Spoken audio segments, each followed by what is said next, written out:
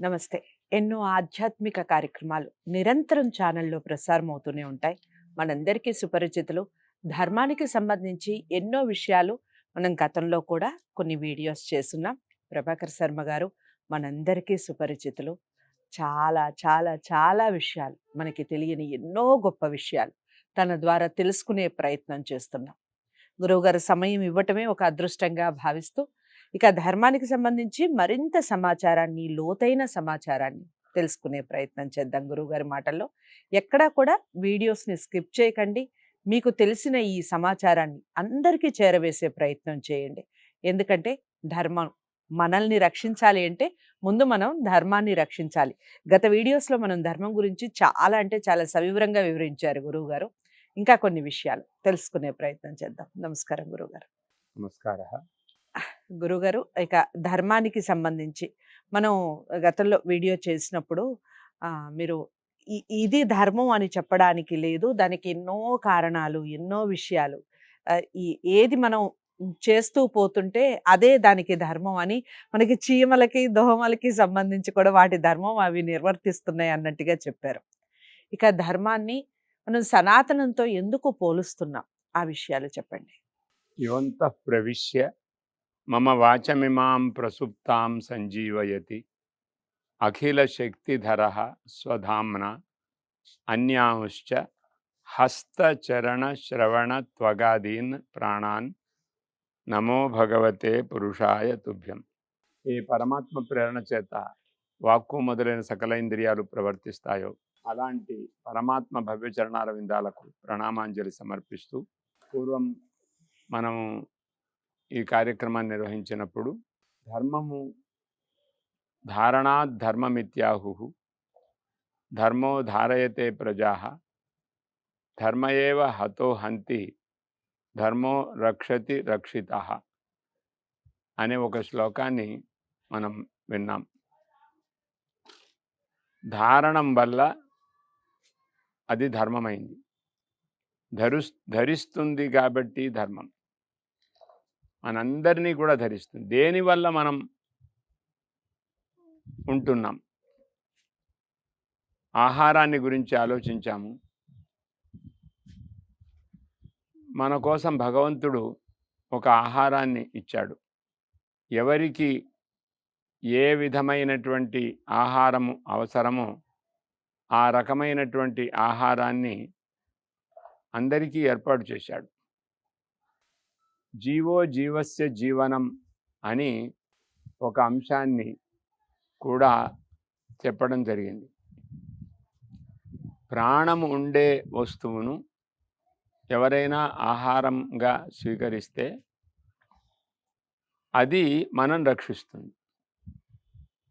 ప్రాణము లేని ఆహారాన్ని ఎవరు తీసుకోకూడదు.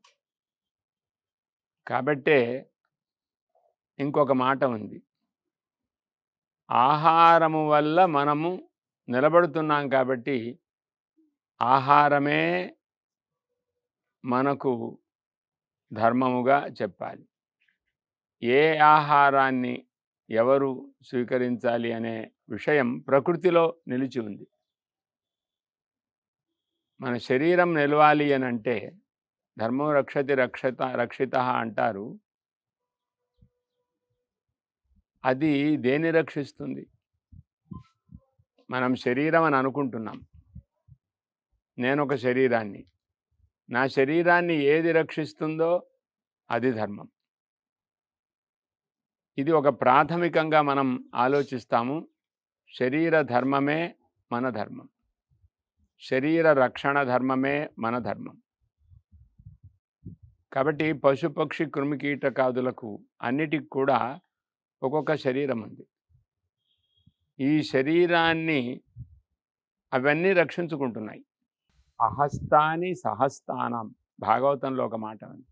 హస్తాలు లేని ప్రాణులను హస్తాలు ఉన్న ప్రాణులు తీసుకుంటాయి. కాబట్టి హస్తాలు ఉన్న ప్రాణులకు ఒక ధర్మం, హస్తాలు లేని ప్రాణులనే స్వీకరించాలి అని. అపదాని చతుష్పదం,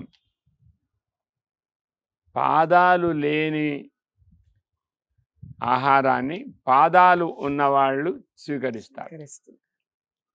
కదల్లేని వాటిని కదిలేవి తీసుకుంటాయి. ఉమ్, అపదాని చతుష్పదం ఆ, ఫల్గూని తత్ర మహతాం. ఉమ్, చిన్న చిన్నవి ప్రాణులు పెద్ద శరీరం కలిగిన ప్రాణులకు ఆహారాలు అవుతాయి. ఉమ్, జీవో జీవస్య జీవనం. ఉమ్, కాబట్టి భగవంతుడు ఎన్ని సృష్టులను ఏర్పాటు చేశారో అన్ని సృష్టులకు తగిన జీవము కలిగిన పదార్థాన్ని ఏర్పాటు చేశాడు. ఉమ్, కాబట్టే మనము ఆహారాన్ని స్వీకరించే విషయంలో ఎంత శ్రద్ధను మనం వహిస్తామో అది మనకు రక్షకమని మనకు తెలుసు. మనంతా బ్రతుకుతున్నదంతా ఆహారం కోసం అని అనుకుంటున్నాం. అవును. కానీ నిజానికి మనుష్యుడు ఆహారం కోసం బ్రతకూడదు, ఉమ్, నిద్ర కోసం బ్రతకూడదు, ఉమ్, భయపెట్టడానికి భయపడడానికి బ్రతకూడదు, ఎందుకు బ్రతకాలి? సంతానాన్ని పెంచడం కోసం మాత్రమే బ్రతకూడదు. మరి ఎందుకు బ్రతకాలంట? ఎందుకు బ్రతకాలి? ఇది ఆలోచన చేశారు పూర్వులే. ఉమ్, ఆహార నిద్రా భయమైథునాని, ఉమ్, ఆహార నిద్రా భయమైథునంచ అనే పాఠం కూడా ఉంది. ఆహార నిద్రా భయమైథునంచ సామాన్యమేతత్ పశుభిర్నరాణం ధర్మో హి తేషాం అధికో విశేషః ధర్మేణ హీనాః పశుభిః సమానాః. ఉమ్, ఆహారం వల్ల మనం బ్రతుకుతాము, ఆహారం కోసం బ్రతకాలి అనేది మనుష్య ధర్మం కాదు. ఉమ్. కానీ ఆహారం లేకుండా మనుషుడు ఉండడు. ఏ ఆహారం తీసుకోవాలని మనం ఆలోచించాలి. చాలా చక్కటి వివరణ ఇచ్చారు. ధన్యవాదాలు. వీడియోని లైక్ చేసి షేర్ చేయండి. ఛానల్ని సబ్స్క్రైబ్ చేసుకోండి. ఇంకా మీకు ఏమైనా డౌట్స్ ఉంటే తప్పకుండా కామెంట్ బాక్స్లో తెలియచేయండి. మరిన్ని విషయాలు ధర్మానికి సంబంధించి, మన సనాతన ధర్మానికి సంబంధించి మరింత సమాచారాన్ని తదుపరి వీడియోస్లో తెలుసుకునే ప్రయత్నం చేద్దాం. నమస్తే.